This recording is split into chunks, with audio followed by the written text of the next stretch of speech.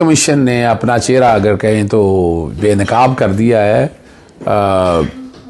Donald लू से मिलने की क्या मुलाकात की ज़्यादा ज़रूरत थी, यानी इलेक्शन, यानी ये इस हद तक इन्वॉल्वमेंट है। और उसके फ़ौरन बाद ख़त का जवाब जो देना है सदर पाकिस्तान का, और मैं समझता हूँ जो ख़त का जवाब दिया है वो इलेक्शन कमीशन के ख़िलाफ़ सुप्रीम जुडिशल काउंसिल का केस बड़ा वाज़ेह तौर पर बन चुका है।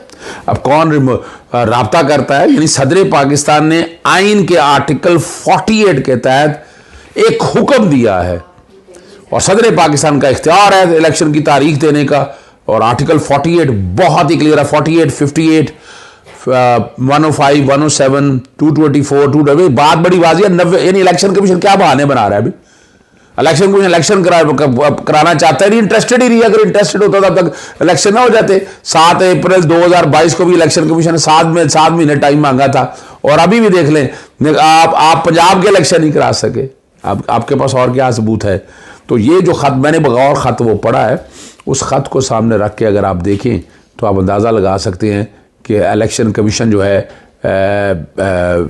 इलेक्शन नहीं कराना चाहता, बाकी सारा कुछ काम करवा लेगा।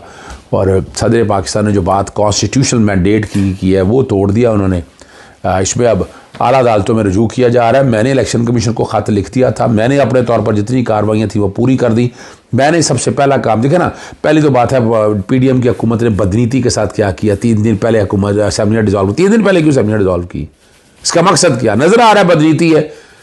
और मैंने 18 जुलाई को 26 जुलाई को ख़त लिखा था सदर वज़ीर आज़म को कि भाई टाइम पे इलेक्शन असम्बलियाँ तहलील कर ताकि 60 दिन में इलेक्शन हो सके। फिर सदर पाकिस्तान को मैंने 11 अगस्त को लिखा था जब असम्बलियाँ तहलील कि सदर साहब आप डेट दे दे।